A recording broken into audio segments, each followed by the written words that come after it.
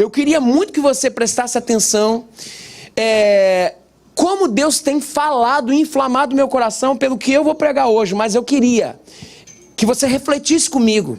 Por isso, desliga o teu celular, por isso, conecta no que a gente vai falar agora aqui. São alguns poucos momentos, daqui a pouco nós vamos celebrar a intimidade com Deus, que é a ceia do Senhor. Eu queria muito falar sobre intimidade. Não tem como, ou nós somos íntimos de Deus, e eu vou tentar, essa é a minha tese hoje no que eu vou falar, ou nós somos íntimos de Deus, ou nós viramos escravos de Deus e transformamos ele num ídolo. Eu vou explicar um pouco melhor sobre isso, à medida que a gente vai falando. A pergunta que eu te faço é, você é amigo de Deus? Tem certeza que você é amigo de Deus? E o tema é escravo de um ídolo chamado Deus. Eu queria pegar dois grandes amigos de Deus. O primeiro está lá em Gênesis capítulo 5, verso 21. Fala sobre a vida de Enoque. Enoque talvez seja o cara mais amigo de Deus, porque, vou falar, uma biografia como desse cara aqui, na Bíblia não encontra. Ele só tem uma prerrogativa, só tem uma qualidade. A gente vai ver qual é. Gênesis capítulo 5, versos 21 a 24. Diz assim o texto: aos 65 anos, Enoque gerou Matusalém. Depois que gerou Matusalém, Enoque andou 300 anos e gerou outros filhos e filhas. Viveu ao todo 365 anos, ou seja, 65 anos ele gerou Matusalém. E depois disso ele falou assim, o texto fala assim, Enoque andou com Deus e já não foi encontrado, pois Deus o havia arrebatado para si. Uau! Quem era Enoque? O cara que andou com Deus. O cara que foi amigo de Deus. Eu quero falar sobre intimidade, gente. E a pergunta é, você é amigo de Deus? O que é ser amigo de Deus? Enoque tem muito para ensinar pra gente. Ele foi tão amigo de Deus que Deus tomou ele para ele. Pô, cara, que cara tão gente boa. Você não tem gente assim? Gente que é gente boa, que tu fala, pô, queria tanto que esse cara tivesse, que a gente tivesse mais tempo junto. Eu tenho alguns amigos mais chegados que irmão. O Benício é um deles. A Joyce que está aqui é uma delas. O meu irmão é amigo mais chegado que irmão. Agora explica isso aí. Pô, meu irmão é meu melhor amigo. Mas é verdade. Meu irmão sempre me protegeu, gente. Ele é o irmão mais velho. Ele não deixava minha mãe bater em mim. No meu irmão, não. Isso é muito legal. Meu amigo. Ele gosta quando eu falo isso, ele fica todo bobo. Aí o que diz o texto é que Enoque andou com Deus, mas parece que não recebeu nada de volta. Olha aqui, ele andou com Deus. Enoque não libertou o povo de Israel. Enoque não livrou o povo de Israel de um dilúvio. O que Enoque fez foi andar com Deus. Sabe por quê? Porque amigo é aquele que é amigo, não para. Não é amigo a fim de. É amigo porque é amigo. E como é difícil a gente se despir de todos esses papéis. Sabe, não teve performance na vida de Enoque. Não teve papéis a serem desempenhados. Não teve finalidade pragmática que se materializou em um produto social. Não. Amigo. Amigo é aquele que tu fala uma besteira, o cara fala, pô, nada a ver isso aí. É verdade, nada a ver e acabou. A verdade é que quando eu falo com vocês hoje, eu não falo como amigo, eu falo uma figura de um líder, de um pastor. Então, aqui não é um amigo, aqui é um papel. E aí também é um papel. O que não tem nada de errado nisso. Assim que é a vida. Empregado, patrão, marido, esposa, filho, filhas, tudo são papéis, são necessários. Mas e a condição de amigo?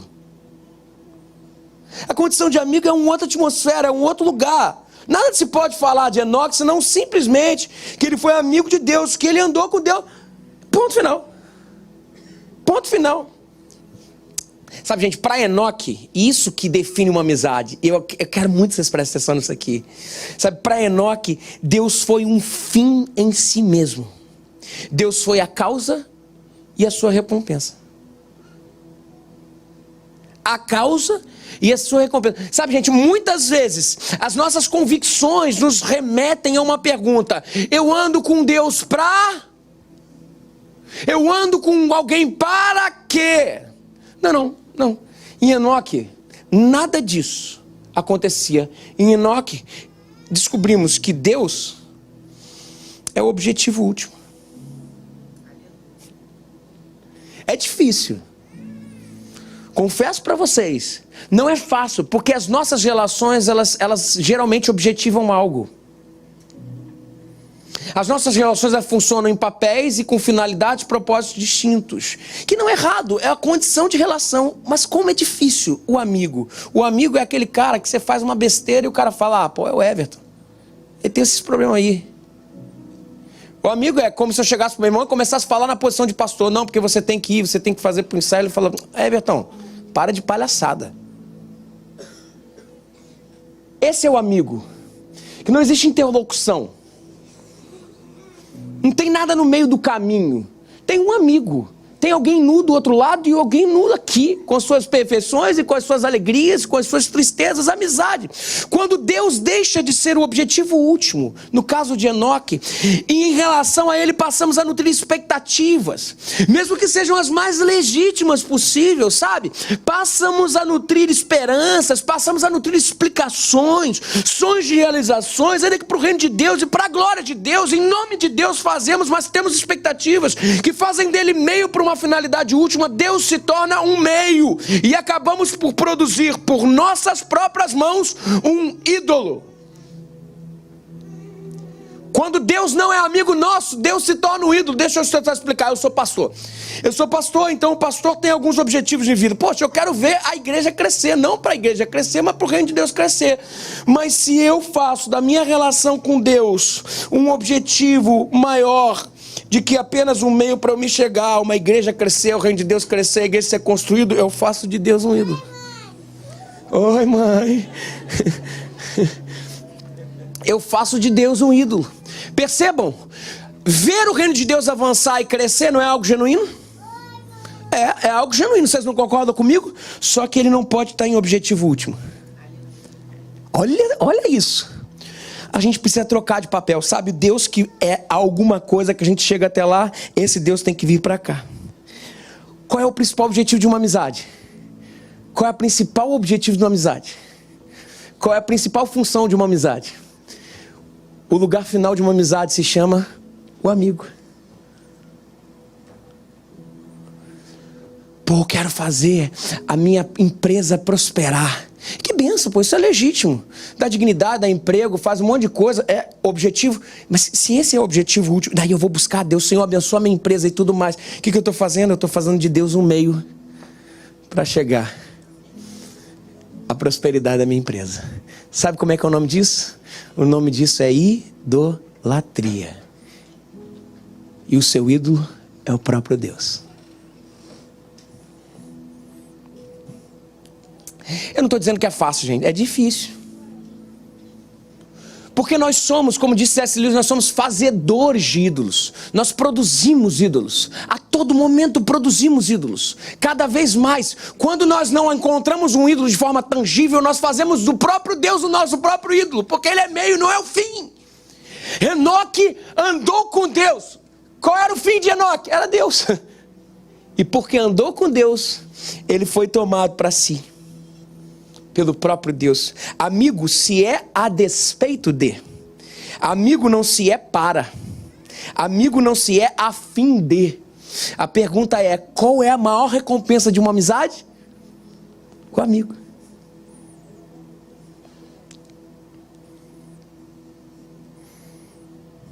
Enoque, o amigão de Deus, nos ensina a nos relacionarmos com Deus como amigo. E que Ele nos ensina sobre isso é que Deus é o fim em si mesmo. Não é meio do caminho para chegar a lugar algum. Ele é o sim e o amém. Ele é o alfa e o ômega. Ele é o início e o fim. Ele opera tanto querer quanto efetuar. Ele é a pergunta e Ele é a recompensa. Nele não há nada mais nada. E nem lugar algum onde possamos ir. É Ele. Só Ele. É difícil? Gente, é muito difícil. Pra caramba. Se existe algo difícil nessa relação, é fazer do amigo o objetivo último. A pergunta que eu te faço é: será que Deus pra gente hoje é um ídolo? Será que Deus pra gente hoje é um meio para conseguir algo? Se sim, eu tenho uma péssima notícia para te dar. Você não é amigo de Deus. Pare de fazer de Deus um ídolo. Pare de fazer de Deus um ídolo. Eu me relaciono com Deus porque eu quero que minha filha volte para o Evangelho. Não estou dizendo que isso não seja genuíno, mas se o final de tudo for a filha voltar para o Evangelho, Deus é um meio.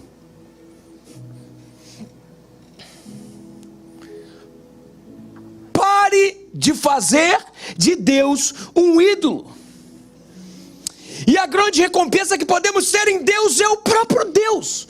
Quando a gente chega em Deus, a gente não tem mais para onde chegar, é só Deus. E aqui estabelecem-se dois grandes polos, dois grandes paradigmas de vivências na palavra de Deus. Aqueles que dizem: Deus, seja feita a sua vontade, e os segundos que dizem: Deus, realize a minha vontade. Os que vivem no segundo paradigma vivem na categoria do si barra então. Si barra então é a turma da fé madura. Madura não, a fé malandra. É a turma da fé oportunista. É a turma da fé pragmática. É a turma da fé utilitarista que executa os passos de Deus ao seu bel prazer e à sua bel vontade. É a turma... São os filhos de Jacó. Os filhos de Jacó, sabe os filhos de Jacó antes de lutar com Deus? Jacó, antes de lutar com Deus, tem a cara de pau de entrar numa igreja de forma figurada e fazer a seguinte oração: se Deus quiser, Senhor, se você estiver comigo nessa viagem, cuidar de mim, proteger os que são meus, me der comida, me gerar segurança, me levar de volta para minha casa em segurança, para a casa do meu pai, então serás meu Deus. Então, esse é o paradigma nocivo do Evangelho, de quem faz de Deus ídolo. É o paradigma do se e do então. Meu irmão, por que você está em crise de fé? Gente sempre com crise de fé. Por que você está em crise de fé? O cara está moado. Por que Deus não fez assim? Mas por que Deus não fez assado? Por que Deus não mudou esse crápula do meu marido? Não aguento mais, o meu casamento continua da mesma forma. Por que não funcionou comigo? Eu esperava, eu jejuei, eu busquei, eu orei, eu respondi, eu fui atrás, eu fui pro monte, falei em mistério e nada aconteceu. Não teve resposta. Por que Deus não evitou meu divórcio? Eu sim, Deus no banco dos réus. É isso que fazemos. Deus no banco dos réus. Mas tem um outro paradigma. Não é do se e então. Se Deus fizer, aí eu serei o seu filho, aí ele será o meu Deus. Não, existe um outro paradigma. Isso não é amizade. Isso é usar Deus como um ídolo para chegar de verdade quem adoramos. O Deus trabalho, o Deus segurança, o Deus família, o Deus estabilidade, o Deus dinheiro. É esse que é o nosso Deus. Mas tem um outro paradigma, que é o paradigma não do si barra então, é o paradigma do todavia. Mesmo não florescendo a figueira, não havendo uvas nas videiras, mesmo falhando a safra da azeitona e não havendo produção de alimento nas lavouras, nem ovelhas no curral, nem bois nos estábulos, todavia eu exultarei no Senhor e me alegrarei no Deus da minha salvação. Todavia, mesmo que eu não chegue lá, onde eu gostaria que Ele me levasse, Ele ainda será o meu Deus, porque eu não busco aquilo que Ele pode me dar ou pode me levar, eu busco Deus. Ele é o início, Ele é o fim, isso que eu quero andar com Deus, conhecer a Deus, eu quero ser amigo de Deus. Amigo de Deus. Você tem hoje uma escolha a fazer. Ou você funciona na categoria do si barra então e transforma Deus no meio de chegar onde você quer chegar a Deus, então se torna um ídolo manipulado por você para que ele conduza a sua vida e seu critério. Ou você vive o paradigma do todavia e se rende ao ponto de chegada que não é algo, mas é quem quero conhecer a Cristo e o poder da sua ressurreição e participar nos seus sofrimentos, esquecendo-me das coisas que ficaram para trás e avançando para as que são adiante, prossigo em direção ao alvo, a fim de ganhar o prêmio do chamado celestial de Deus em Cristo Jesus. E o apóstolo Paulo posiciona o alvo. Qual é o alvo? O alvo não é o quê? Esquecendo-me das coisas que ficaram para trás. O alvo não é o quê? O alvo é quem? O alvo é Cristo. O alvo é Cristo. Então aqui está o ponto 1. Só existe uma relação sadia com Deus se for de amizade. Amizade com Deus só se estabelece quando Ele é o fim. E se a relação com Deus não é de amizade, fazemos dele um ídolo. Porque Ele não é o objeto último das nossas relações, Ele é só um meio para chegar ao que a gente quer. Você é amigo de Deus? Tira tudo. Tira tudo. O que sobra na sua relação com Deus, a recompensa da sua amizade é o amigo? A recompensa da sua amizade é o amigo. Intimidade. Gente, a gente precisa voltar ao lugar onde só tem a gente e ele, cara. Isso é muito difícil. Sabe por que é difícil? Porque de vez em quando, em nome de Deus, a gente até tem recompensas boas no final. Em nome de Deus nós fazemos, nós produzimos. E eu lembro de Mateus capítulo 24. Em teu nome não expulsei demônio. Em teu nome não fiz isso. Em teu nome não fiz aquilo. Ele falou, aparta de mim, sabe por quê? Porque expulsar demônio era mais importante do que eu. Nossa. Ele estava falando para pastor ali, gente. Estava falando para gente como eu e você. Áquila, desculpa, eu esqueci de você. Gente, eu queria apresentar o Áquila e a sua esposa. Eles estão indo para o sul do nosso país implantar uma igreja nossa. Vocês podem ficar de pé para a igreja conhecer vocês? Desculpa. Vamos dar uma salva de palmas para esse casal querido. Olha, que bênção ter vocês aqui hoje. Que alegria a gente poder participar junto. Eu fiz seminário com o Áquila. O Áquila era a parte inteligente do seminário. Eu ficava lá no fundão, né, Áquila? Mas tudo bem. Vocês conseguem entender? Deixa eu falar um negócio para vocês. Vocês conseguem entender que Mateus capítulo 28 nos leva a uma realidade que o pragmatismo de expulsar, de curar, de ganhar, isso tudo não pode ser momento último, senão a gente vai escutar dele o seguinte: apartai-vos de mim, porque você preferiu curar do que a minha presença, você preferiu expulsar do que a minha presença, você preferiu fazer, utilitarismo, existencialismo, você preferiu isso tudo do que olhar para mim. A única coisa que eu queria era: tranque seu quarto, feche a porta, hoje eu quero falar com você. Intimidade. No nome de Jesus, intimidade. Você é amigo de Deus. Um outro amigão de Deus foi Moisés.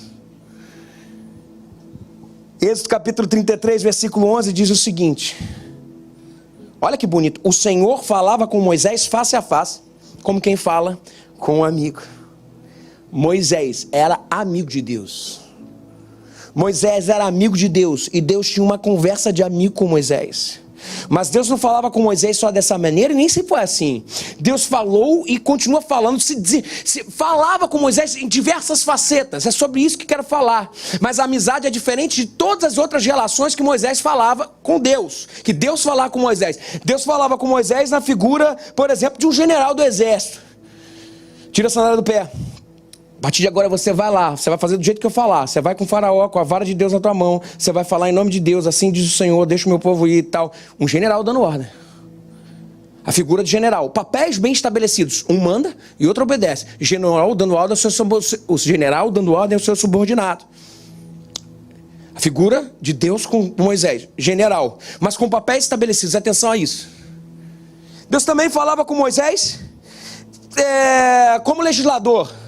Sobe o monte, escreve o que eu vou falar, não matarás, não sei o que. E ali ele começa a constituir a lei do povo, inclusive de conhecimento, para que eles não se matassem.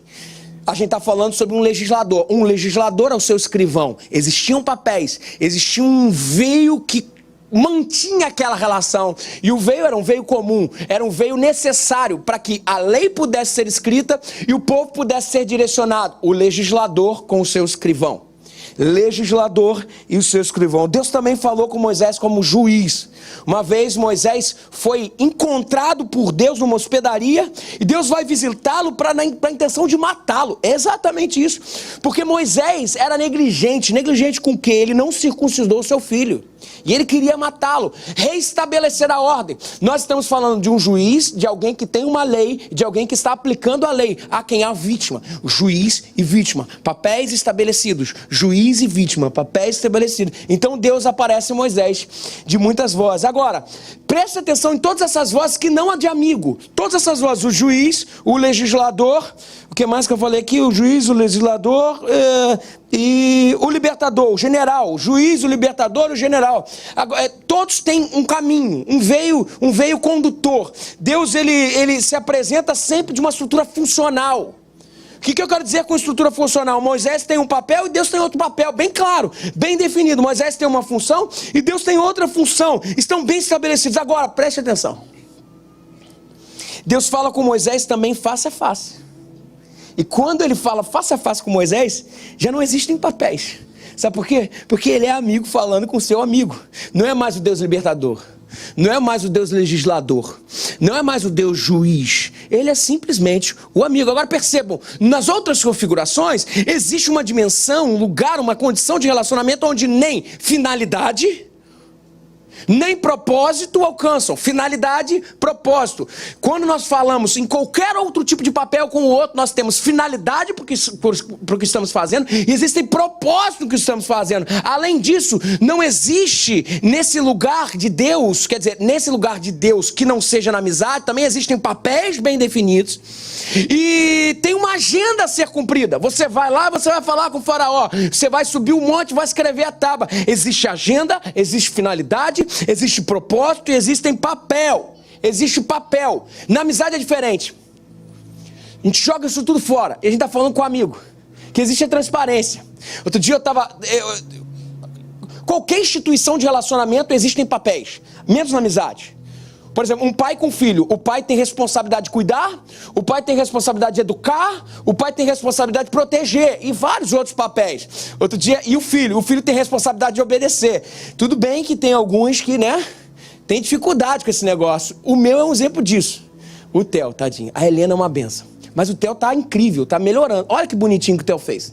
Eu estava conversando com o Theo outro dia e eu estava tentando prover pro Theo. O Theo pediu, papai, quer tetê? Você sabe o que é tetê? Não é chupeta, não. A Érica sabe, que é a nossa mãe branca, né? A mãe do Theo branca. Papai quer tetê. Tetê em São Paulo é mamadeira. Papai quer tetê. Daí ele pediu. Daí eu falei assim, eu tava sozinho com ele em casa. Eu falei, pronto, vou barganhar com meu filho. Eu falei, filho, tetê? Tetê. Falei, tá bom, então você vai ter que repetir. Papai, daí ele, papai, por favor, papai querido, mais bonito que o vovô, ele se amarra e falava que é mais bonito que o vovô. Mais bonito que o vovô Gil, tá ali. Mais bonito que o vovô, mais bonito que a Helena, porque a Helena então é mais bonito que a Helena. Mais bonito que a tia Andressa, aí ele já é mais comedido, mais bonito que a tia Andressa. E a Tetê, tá querendo a Tetê. Daqui a pouco eu falei, mais bonito que a mamãe. Aí ele olhou assim. Vai, Theo. Mais bonito que a mamãe. Alô. Aí ele falou assim, ela vai ficar triste? Ali ele acabou comigo. Daí eu falei assim, ó, tu tem duas opções. Opção número 1, ficar sem Tetê. A segunda opção é aceitar que teu pai é mais bonito. Mas daí, não é mais bonito. Vai ficar sem tetê. Ele, mais bonito que a mamãe. Quando ele falou, ela vai ficar triste, acabou a figura do pai protetor. Acabou a figura do pai provedor. Sabe o que ficou ali? Uma relação sem papéis. Eu estava falando com meu amigo. Eu estava falando com meu filho, meu amigão. Sabe, vocês percebem? Existe algo aqui, naquele momento, o provedor, o educador, as hierarquias caíram. Hierarquias não são ruins, os papéis caíram. Por diversas vezes são esses papéis que inclusive mantêm a instituição. A instituição seja família, seja igreja e tudo mais. Mas, gente, existe um lugar onde as relações não são hierarquizadas. Existe um lugar onde a nossa conversa não é mais dentro da categoria dos papéis. Eu sou pai, você é filho, eu sou marido, você é esposa. Não é! Então, é a amizade.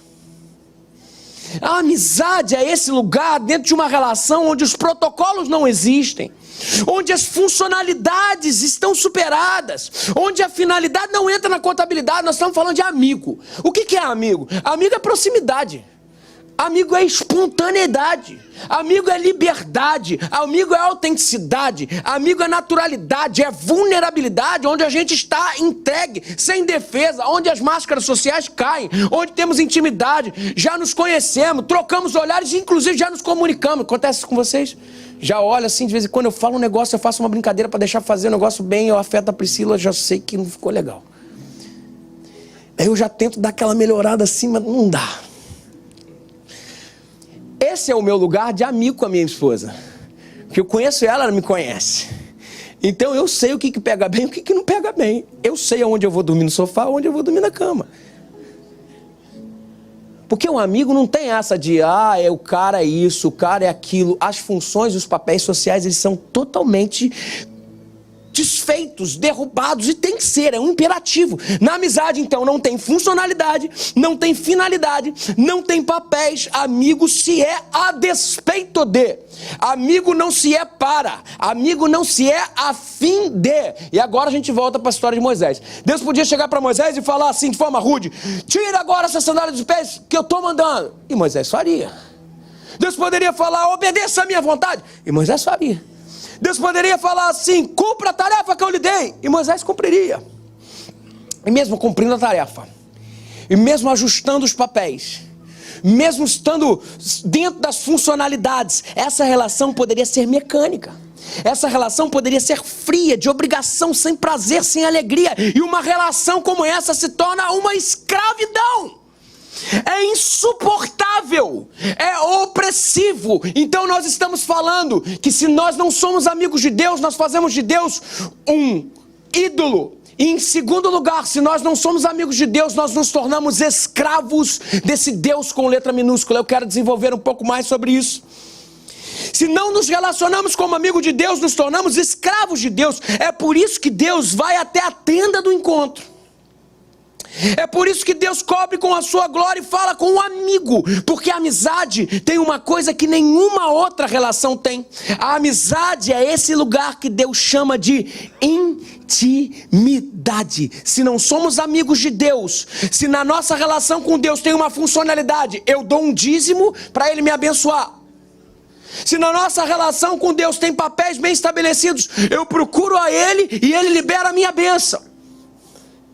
Se na nossa relação com Deus tem agenda própria, eu tenho que cantar o culto de domingo, de segunda, de terça, de quarta, de quinta, e tudo, eu tenho que ir para a célula, sabe por quê? Porque afinal de contas, senão Ele não vai me abençoar, tem uma agenda.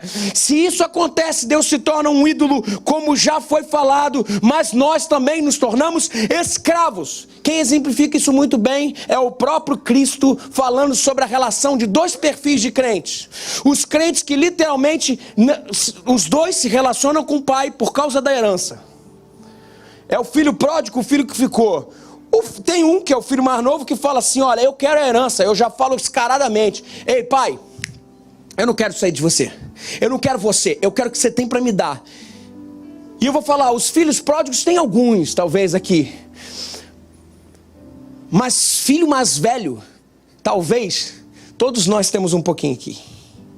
O filho pródigo, o filho mais novo fala assim: eu vou embora, me dá, porque eu quero a sua herança. E o pai dá a herança. E o filho mais velho fica. O filho pródigo vai e se estrepa na vida. Depois que ele se estrepa na vida, ele volta para o pai e fala: pai, por favor, me perdoa, eu pequei contra ti, eu descobri que a maior herança que eu tinha era o Senhor.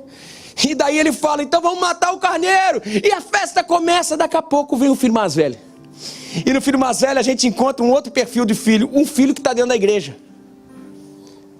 Esse filho que está dentro da igreja é o filho que fala assim: mas pai, Você não está acreditando, pai? Como é que a gente pode celebrar com esse aí que estava lá fora e gastou o meu dinheiro, que era meu também, a gente construiu? É só a herança que importa, você está percebendo? O pai sempre é meio. O pai sempre é meio. E o texto fala em Lucas 15, ele fala assim: enquanto isso, o filho mais velho estava no campo. E quando se aproximou da casa, ouviu a música e a dança. Então chamou um dos servos e perguntou-lhe o que estava acontecendo. Esse lhe respondeu: seu irmão voltou e o pai matou o novilho gordo. Aqui, matou o que ele queria, pô.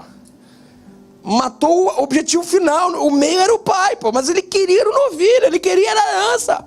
Matou o novilho gordo, porque o recebeu de volta são e salvo. O filho mais velho encheu-se de ira e não quis entrar. Então seu pai saiu e insistiu com ele, mas ele respondeu ao seu pai: olha, todos esses anos eu tenho trabalhado como um escravo. Aqui, ó, condição do filho mais velho: escravo ao teu serviço, e nunca desobedeci às tuas ordens, mas tu nunca me deste nem um cabrito para eu festejar com os meus irmãos. Mas quando volta para casa esse seu filho, que esbanjou os teus bens com as prostitutas, matas o novilho gordo para ele. E disse o pai: meu filho, tu não entendeu nada dessa relação. Meu filho, você está sempre comigo. Tudo que eu tenho é seu. Mas nós tínhamos que comemorar e alegrar-nos, porque este seu irmão estava morto e voltou à vida, estava perdido e foi achado. Percebam, o filho que ficou não tinha nenhuma intimidade com o pai. Ele queria era a ovelha, ele queria era o novilho gordo. Não tinha amizade com o pai. Morava com o pai, mas era escravo. Ele se sentia assim: eu trabalho como escravo. E ele chegou a ponto de dizer: eu estou trabalhando como escravo e você nem me deu o que queria. Isso é fala de escravo. Na verdade, ele se assumiu assim. Isso não é fala de amigo, não é fala de amor. Ei, filho mais velho, você espera a recompensa. Ei! Então você tem agenda. Então você tem interesses. Você se submeteu ao pai, mas pensando no seu umbigo. Você estava numa relação de funcionalidade, não de intimidade. E você inclusive tinha finalidades nessa relação. Sabe qual era? As suas finalidades, a sua agenda, os seus interesses eram seus e não incluíam o pai. Não incluíam o pai, não tinha afeto, não tinha intimidade. Não é essa relação que Deus quer pra gente, pessoal. Para, no nome de Jesus, de ser escravo de Deus. Ele quer ser seu amigo essa manhã.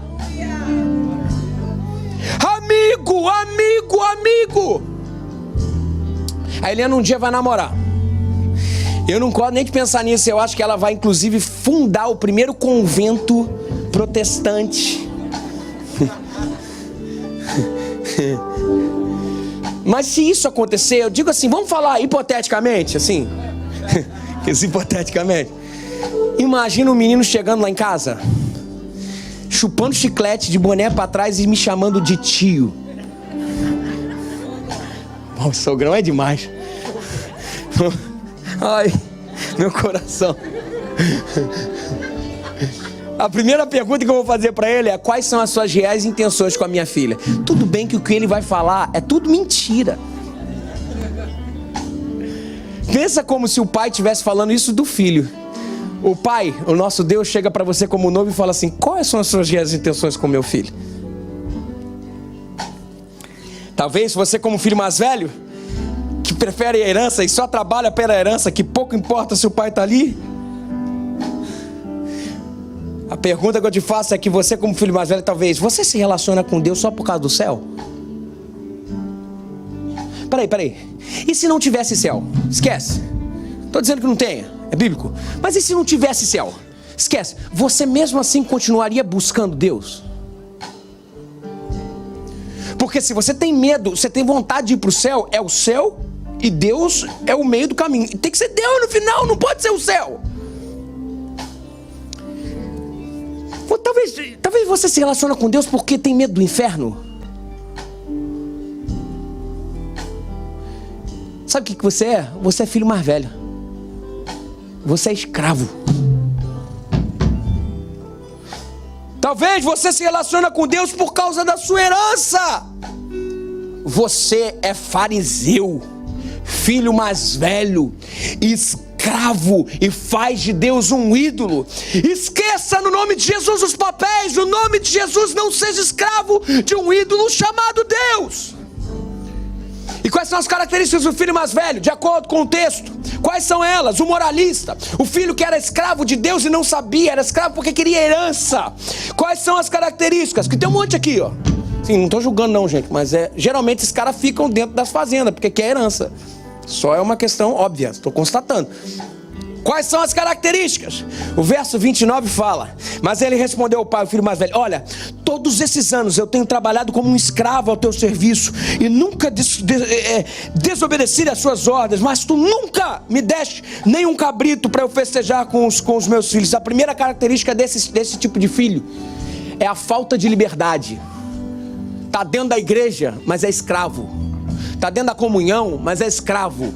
Se relaciona com Deus, mas é escravo daquele momento, porque quer algo depois. É assim, aquele povo, os filhos mais velhos, aqueles que não são amigos de Deus, que se relacionam em papel, que não tem Deus como objetivo último, sempre fazem essas perguntas assim: vem cá, pastor, eu tenho que dar o dízimo do líquido ou do bruto? Filho mais velho, escravo. Escravo de uma lei, de uma lógica, porque afinal de contas, se eu não der certo, o devorador vai vir e vai me pegar.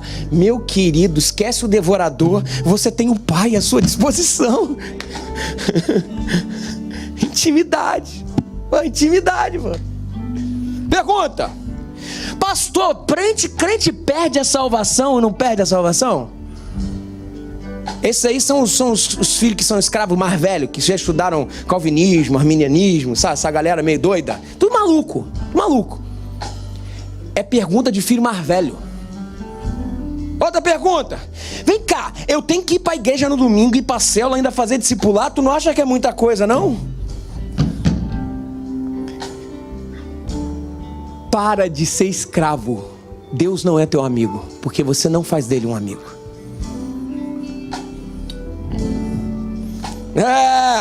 Para de contar cabritos. Falta amor, falta leveza, falta amizade, falta abrir o quarto e falar assim: eu ajoelho, falo: Senhor, eu estou aqui hoje, não é? Você não tem dificuldade. A Bíblia fala para a gente fazer conhecido os nossos pedidos, mas é fazer conhecido para ter o que falar com Deus. Essa é a verdade, porque o que é importante ali de verdade é aquele relacionamento, aquele diálogo. E de vez em quando a gente não quer falar nada. E qual é o problema? A gente fala: hoje eu não estou, Deus, eu não vou fazer isso, e acabou. Daí daqui a pouco Deus só olha para a gente e fala: tá bom, eu estou entendendo. Pô, Deus, não tô acreditando, tu tá me olhando com esse negócio aí. Tá, mas agora não. E é isso aí, coisa de amigo. De vez em quando eu não consigo falar, de vez em quando eu só paro. Mas amigo é assim. Amigo é aquele que não tem vergonha pro outro. Você é amigo de Deus de verdade? Você consegue ter uma DR com Deus bacana? É esse tipo de amizade. É esse tipo de amizade que transcende os papéis. É esse tipo de amizade que tem como objetivo último um amigo. Não o que aquilo pode proporcionar. Quantos querem ser amigo do Neymar aqui? Ninguém vai levantar a mão agora, né? 2. Não precisa não. Por que você quer ser amigo do Neymar? É porque o cara tem poder? É porque o cara tem dinheiro? Então o objetivo não é ser amigo do Neymar. O objetivo é ser poderoso como o Neymar. É ter o dinheiro como o Neymar. Quantos querem ser amigo de Deus aqui? Daí de repente muitos vão levantar a mão. Mas de verdade, e se Deus não te der nada? E se acabar a vida, acabou? Não tem céu, não tem inferno, não tem nada. E se Deus não fizer absolutamente nada por você? Você fica com Deus só porque Ele é teu amigo, por causa da amizade? Porque o objetivo último da amizade é o amigo. Destrói tudo. Será que depois que a gente destruir tudo da nossa espiritualidade só fica Deus? Essa é a pergunta. Segunda característica desses filhos mais velhos, desses escravos, é a falta de relação com o pai. Porque ele se considera um escravo, não é amigo. O filho mais jovem, pelo menos pensava no amor do pai. Essa é a verdade. A figura do pai para o mais moço tem um perfil. Pensa que o pai pode perdoar, pensa que ser salvo da misericórdia do pai. Pensa nisso. A figura do pai para o mais velho é amigo da onça, é severo, que conta cabritos, é justiceiro. Nós somos escravos, é isso aí. E como que o filho mais velho encontra a salvação? Como que filhos que não são amigos encontram salvação? Número 1, pela descoberta do irmão.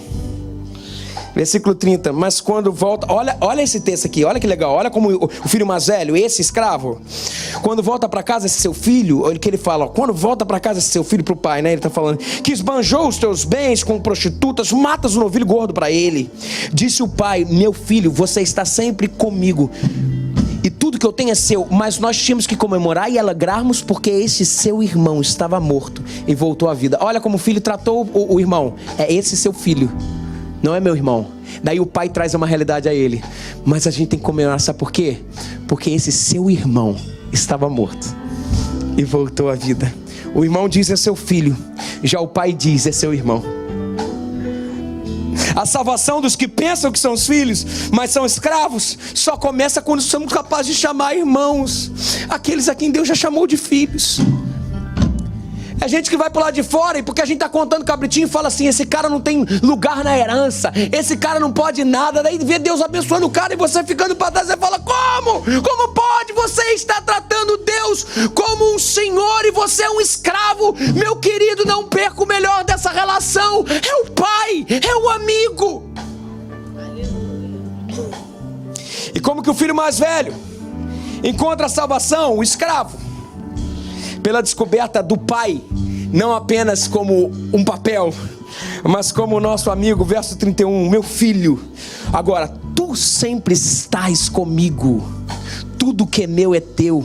Ah, meu querido, as pessoas podem cantar, as pessoas podem trabalhar, as pessoas podem obedecer regras morais de Deus sem ter intimidade com Ele, porque não conversam com Deus como amigos. Elas são protocolares, elas são performáticas, interesseiras, amedrontadas, culpadas, mas tem uma agenda oculta na relação que tem fim nos seus interesses. Isso não enche o coração de ninguém, não enche. Por isso que tem muita gente que tem uma relação com Deus que é fria, que é mecânica, e esse Deus é distante. Ele é um senhor e nós escravos. Esse Deus é frustrante, é um tirano, é maldito. Esse Deus é um diabo. Porque por diversas vezes, quando fazemos de Deus um senhor e nós escravos, e dele um ídolo para chegar a algum lugar, o que esse Deus se transforma é um tormento nas nossas vidas. É um ídolo e um diabo pra gente. Deus quer uma relação de amizade conosco. Amizade conosco. E como o filho mais velho encontra a salvação? Atenção, pela descoberta da herança. E qual é a herança? Meu filho, tu sempre estás comigo. Tu sempre estás comigo. A herança vem em estar com Deus. A herança é o próprio Deus. Isso é ser amigo de Deus. Pare de fazer de Deus um meio. Pare de fazer de Deus um ídolo. Pare de ser escravo desse ídolo que ganha alguns, que para ganhar alguns cabritos. A herança não é o quê? A herança é quem? Deus é a nossa herança. Sabe o que eu peço? Eu peço para que Deus, de uma certa forma, encontre um lugar, que dentro de nós exista um lugar, e que hoje talvez esse lugar seja expandido dentro de nós, se faça presente, um lugar de amizade. Porque se não existe esse lugar, nós somos escravos. Escravos de Deus? Não.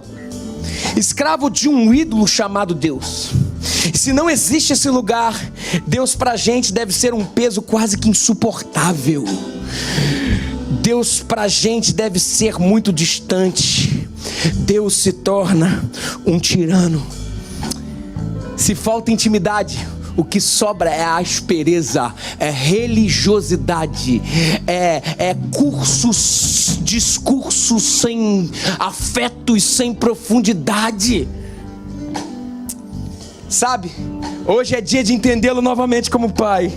Atenção, ele não é um doador de heranças, ele é a própria herança. É nesse lugar chamado amizade que os escravos entendem a sua filiação. Não se chame de escravo. A partir de hoje você é filho amado de Deus. Filho amado de Deus. Não tenha medo. Se entregue. Porque Deus te ama, e Ele te ama com amor intenso. Ele te ama com amor furioso. Ele te ama com amor avassalador. Entenda que o Pai é o fim. Deus quer intimidade. A herança não são os cordeiros. A herança não são os cordeiros, mas a companhia do Cordeiro de Deus, que tira o pecado do mundo. E eu não sou mais escravo do medo. Não sou, diga ao Senhor, eu sou filho de Deus. Eu não sou mais escravo do medo. Não somos, eu sou filho de Deus. Rasga o seu coração diante do Senhor. Eu não sou mais escravo do medo. Não somos Deus. Eu sou filho de Deus. Eu não sou mais escravo do medo. Aleluia. Eu sou filho de Deus. Vamos ficar de pé, vamos cantar todos. Abre o mar. Abre o mar pra eu passar por ele. Perfeito amor me alcançou. Olha que coisa linda. Me resgatou e agora eu posso cantar. Eu sou filho de Deus. Abre o mar. Abre o mar pra eu passar por ele. Perfeito amor me alcançou. Me resgatou e agora eu posso cantar. Eu sou filho de Deus. Talvez essa manhã tenha alguém aqui que queira começar uma vida nova com Cristo. Uma vida nova de intimidade com Cristo e tendo Ele apenas como seu amigo. Se esse é o seu caso, você quer começar uma vida nova com Cristo hoje, ore assim no seu coração: Senhor Jesus, eu tenho feito uma vida que não te agrada.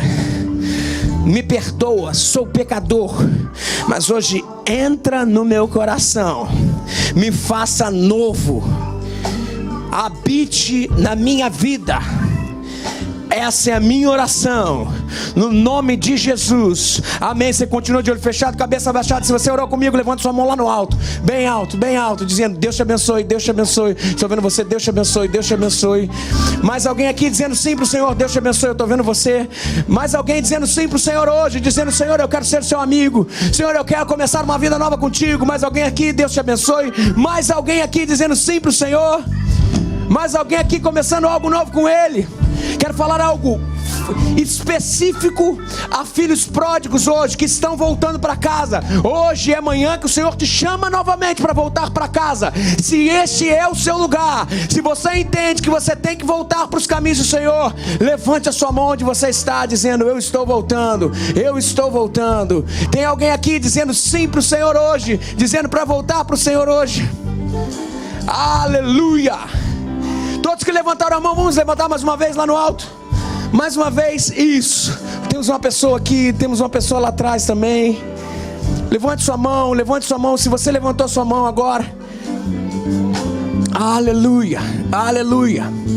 Vamos estender as mãos para alguém que está com a mão levantada nesse momento. Vamos orar. Senhor Jesus, nós declaramos sobre esse povo que eles são teus filhos. Eles são teus filhos. Eles são teus filhos. Espírito Santo de Deus, que o Senhor venha habitar em cada coração agora. Entre em cada coração, não só fazendo morada, mas chacoalhando as estruturas, Senhor. Chacoalhando de forma poderosa. Mude, transforme. Nós pedimos como igreja, nos ajuda como igreja a consolidar esse povo nos teus caminhos. Nos ajuda como igreja a fazermos, Senhor, deles filhos que crescem em direção ao que o Pai quer. Obrigado, Senhor, por essa manhã maravilhosa.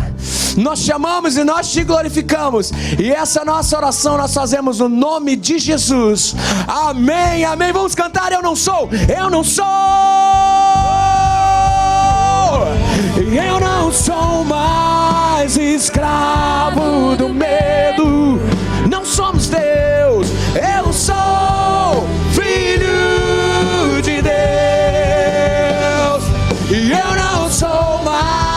escravo do medo. Eu sou filho de Deus. Ok. Nós precisamos como igreja também fazer uma decisão essa manhã. Deixar de tratar Deus como um ídolo, um meio para alguma coisa, de pararmos de sermos escravos de uma relação, mas temos como objetivo final da amizade o amigo, o pai. Sim, não buscando os cordeiros, mas buscando o Cordeiro de Deus que tira o pecado da terra. Quantos hoje querem fazer essa decisão, tirando Cristo do meio e colocando Ele como finalidade última? Levante sua mão onde você estiver, dizendo: eu quero o Senhor, e eu preciso disso. Faça hoje uma atitude em direção ao que Deus tem para você. Diga sim ao Senhor e nada mais no meio, nada mais importa. O que são os cabritos mediante ao Pai que tem as fazendas, que é dono do ouro e da prata? Nós estamos falando do Deus Todo-Poderoso, que é a nossa porção, é a nossa herança, é a nossa porção, é a nossa herança. Aleluia. Tem uma música que fala assim, ó, não sei se vocês vão saber: tu és a minha porção, a minha herança. Se for sentar, eu vou tocar agora. Tu és a minha porção, a minha... Pode continuar fazendo o que você estava fazendo. Tu és a minha porção, a minha herança. Tu és a minha porção, a minha herança. Olha só, vocês precisam frequentar mais a Assembleia de Deus. Na Assembleia de Deus esse povo faz tudo isso. Aqui, ó, aqui, gente. Ele é a nossa porção. Nós somos os novos levitas. Quem são os levitas? São aqueles que são separados para o Senhor. E nós dizemos sim para o Senhor essa manhã. Quantos dizem sim para o Senhor? Eu digo sim para o Senhor. Vamos falar? Sim, Senhor. Nós dizemos sim para o Senhor. Sim para o Senhor. Você é convidado nesse momento a continuar celebrando o Senhor através de um Cristo que morreu e ressuscitou. Nós vamos celebrar a ceia do Senhor antes de irmos embora. Um momento memorável. Se você está aqui, está em comunhão com a sua igreja, você é convidado a participar da ceia. O apóstolo Paulo nos lembra essa verdade, que o Senhor, na noite que foi traído, tomou o pão e, tendo dado graças, o partiu e disse: esse é o meu corpo, que é dado por vós, fazei isso em memória de mim. A pergunta que eu faço para vocês: alguém deixou de receber aqui os elementos? Levante a mão, ó. Tem gente lá atrás, ó. Ali, ó, obrigado. Pô, você vai me deixar sem pãozinho, Lisa? Ah, então tá bom. Então eu vou beber o sangue. Que isso? Fica assim. Isso, obrigado. Não, mas não tem problema não, tem problema. Tem problema não. Ó, você continua, você seja persistente. Sabe aquele ser persistente? Fica com a mão levantada. Ali, pessoal, lá atrás. Tá indo. Aleluia. E eu não sou mais escravo do medo. Eu sou filho de Deus. Ele é o motivo último. E eu não sou mais escravo do medo.